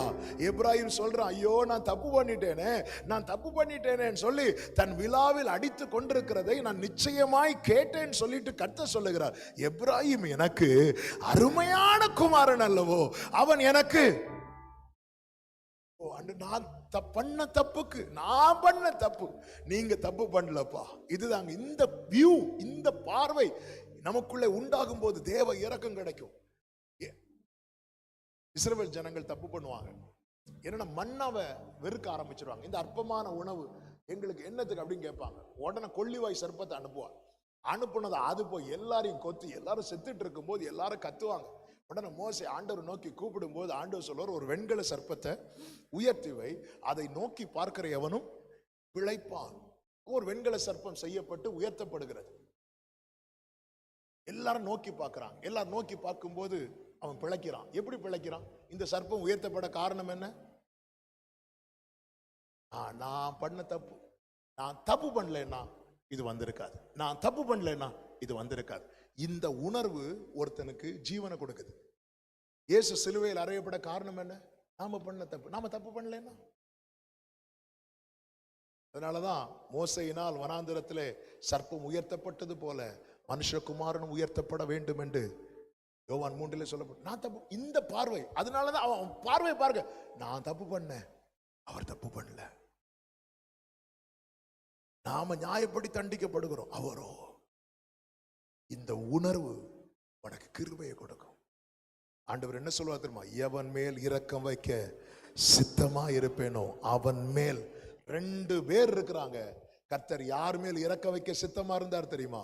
எவன் உணர்ந்தானோ அவன் மேல இரக்கம் வைக்க சித்தமா இருந்தார். யாக்கோபை சிநேகித்தேன், ஏசாவையோ வெறுத்தேன். இது அவரை சார்ந்தது. இது அவருக்கு. நான் இப்ப நான் இவ்வளவு பிரீச் பண்ணிட்டு இருக்கிறேன், என் மேல இறக்க வைக்கணும்னு அவர் சித்தம் வச்சா மட்டும்தான் எனக்கு இறக்கம் கிடைக்கும். நான் பிரீச் பண்ணனால. அதனாலதான் பைபிள்ல இருக்கு, கிருபையினாலே விசுவாசத்தை கொண்டு மட்டும் இல்ல. ஏன் விசுவாசம் என்ன தெரியுமா? கர்த்தர் என்னை தூக்கி விடுவார். கிருபை என்ன தெரியுமா? கர்த்தர் தூக்கி விட மனசு வச்சாரு பாருங்க, அதுதான் கிருபை. கிருபையினாலே. என் விசுவாசத்தினால மட்டும் நான் ரட்சிக்கப்படல, அவர் மனசு வச்சார். கிருபையினாலே அவர் கையை நீட்டினா, சரிடா நான் கையை பிடிச்சுக்கோ அப்படின்னு கையை நீட்டுறாரு பாருங்க, இது கிருபை. கர்த்தர் என்ன தூக்கி விடுவார், நான் கையை கொடுக்கிறேன் பாருங்க, இது விசுவாசம். கிருபையினாலே விசுவாசத்தை கொண்டு கர்த்தர் தூக்கி விடலைன்னா நான் கை கொடுத்து என்ன யூஸ்? அவரும் கை கொடுத்து நல்லா இருக்கியாப்பான்னு சொல்லிட்டு போயிடுவார். கிருபையினாலே. அதனாலதான் மேன்மை பாராட்ட நமக்கு ஒண்ணுமே கிடையாது. we are nothing. நமக்கு ஒண்ணுமே கிடையாது. அவர் பாராட்டுகிற கிருபை. நல்ல நமக்கு உணர்வு இல்லாம இருக்க நம்ம வாழ்க்கையில கிருபை நஷ்டமாகிறது. நம்முடைய வாழ்க்கையில இரக்கம் கிடையாமல் போகிறது. இரக்கம் கிடைக்காம போயிட்டுன்னு ஆக்கினை ரெடியா இருக்கிறது. இரக்கம் கிடைச்சிட்டுன்னு வைங்களேன், லோத்துக்கு மேல அவர் இரக்கம் வைத்து அந்த ஆக்கினை நின்று தப்பும்படி அவன் கையை பிடிச்சு வெளியே கொண்டு வந்து விட்டான். உணர்வுள்ளவனானா. ஆமென். உணர்வடைந்து என்ன செய்கிறான் தெரியுமா? இயேசுவை நோக்கி பார்க்கிறான். லூக்கா 23:43. நான் அதை இப்படி சொல்ல விரும்புகிறேன். சிலுவையில் அறையப்பட்டிருக்கிறாங்க, ஒழுங்கா தலையை கூட திருப்பி பார்க்க முடியாது. ஆனாலும் அவன் இயேசுவை நோக்கி. ஆமென். அதுக்கு முந்தின வசனம் ஆண்டவரே ஆண்டவரே நீர் உம்முடைய ராஜ்யத்தில் வரும்போது இயேசுவை நோக்கி என்ன சொல்றாரு? ஆண்டவரே. ஆண்டவரேன்னு அர்த்தம் என்ன? லார்ட், ஆளுகை செய்கிறவர். ஒருவன் இயேசுவை ஆண்டவரேன்னு சொல்றான்னா அவன் அவருடைய ஆளுகைக்கு தன்னை ஒப்பு கொடுக்கிறான் என்று அர்த்தம். பேதுருவின் படகில் இயேசு வந்த போது இயேசுவை பார்த்து முதல்ல என்ன சொல்லுவார் தெரியுமா? ஐயரே அப்படிம்பார். படகுல மீன்களால நிரப்பினதும் இயேசுவை பார்த்து பேதுரு என்ன சொல்லுவார்? ஆண்டவரே அப்படிம்பார். ஆண்டவரே, அதாவது அவருடைய ராஜ்யத்தில் போய் சேரணும்னா இங்கே அவருடைய ஆளுகைக்கு ஒப்பு கொடுக்கணும். அவனுக்கு கொடுக்கப்பட்ட அந்த கொஞ்ச நேரத்துல அவருடைய ஆளுகைக்கு தன்னை ஒப்பு கொடுத்தான். அதன் அடையாளமாக தான் ஆண்டவரே ஆண்டவரே சொல்லிட்டு நீர் உம்முடைய ராஜ்யத்தில் வரும்போது அடியேன். இயேசுவை பார்த்து என்ன சொல்றான்? ஆண்டவரேங்கிறான். தன்னை யார் என்கிறான்? அடியேங்கிறான். நோக்கி பார்க்கிறான், நம்பிக்கை வைக்கிறான். அவர் நினைச்சிட்டாருன்னா வேற ஒண்ணுமே சொல்ல. நீங்க நினைச்சீங்க, நீங்க நினைச்சா ஆசீர்வாதம், அவ்வளவுதான். இதான் அவருடைய சித்தம். அவர் இறக்கம் வச்சுட்டாருன்னா நான் பரலோகத்தில் இருப்பேன். நீர் உம்முடைய ராஜ்யத்தில் வரும்போது உமது அடியை நினைத்தருள சொன்னதும் இயேசு என்ன சொன்னார் தெரியுமா? 43வது வசனம். இயேசு அவனை நோக்கி, இயேசு அவனை நோக்கி. நல்ல கவனிங்க. இன்னொருத்தனும் இயேசுவை பார்த்து பேசினான். இயேசு அவன் பக்கமே திரும்பல.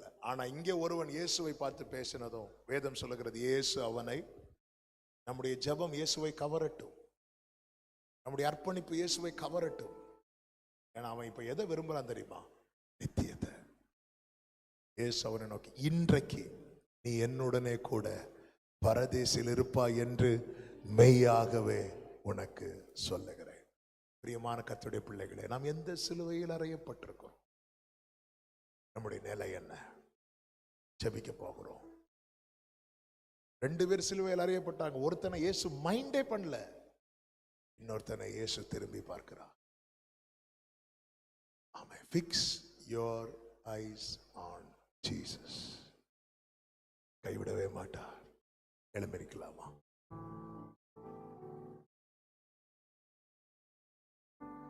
அவர்கள் அவரை நோக்கி பார்த்து பிரகாசம் அடைந்தார்கள். அவர்கள் முகங்கள் வெட்கப்படவில்லை. இந்த ராத்திரி வேளையில ஒரு 2-3 மினிட்ஸ்ல நான் பிரேயர் பண்ணி முடிக்க விரும்புகிறேன்.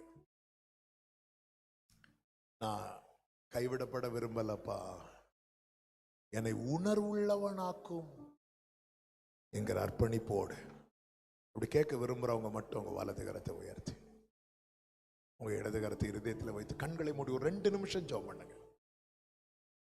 சிலுவையில் அறையப்பட்டும் ஒருவனை நீங்க மைண்டே பண்ணல, அப்படி என் லைஃப் இருந்துடவே கூடாது. என்னை அர்ப்பணிக்கிறேன் ஆண்டவர் முழுவதுமாக. அப்பா, என்னை முழுவதும் அர்ப்பணித்தேன் ஐயா. எஸ், உயிரோடு இருக்கும் நாளெல்லாம் glory. அப்பா, என்னை ஜீசஸ் உயிரோடு இருக்கும். ஆமென். அர்ப்பணித்தே அர்ப்பணித்தே அர்ப்பணித்தே நான் ஆவி ஆத்மா சரீரம் ஆவி glory. ஆமென். என் இம்மைக்காக மட்டும் வர்றவனா இருக்க கூடாதப்பா. உள்ள முடல் எல்லாமே, உள்ள முடல் எல்லாமே உமக்கு தந்தேனையா. பாடுங்க. உமக்கு தந்தேனையா, கள்ளம் கபடு இல்லாமல் காத்து கொள்ளுமையா. ஆண்டவரே, அப்படியே சொல்லுங்க. நீங்க நினைச்சா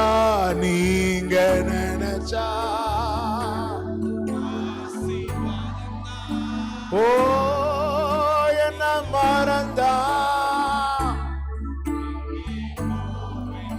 ஆமே நீங்க நினைச்சா மறந்துடாதீங்கப்பா. உடைய ராஜ்யத்தில் வரும்போது உமது அடியேனை நினைத்தருளுவீராக. உமது ராஜ்யத்தில் வரும்போது உமது அடியேனை நினைத்தருளுவீராக. ரெண்டு கைகளை உயர்த்தி தேவகுமாரா தேவகுமாரா glory தேவகுமாரா அர்ப்பணிக்கிறோம்.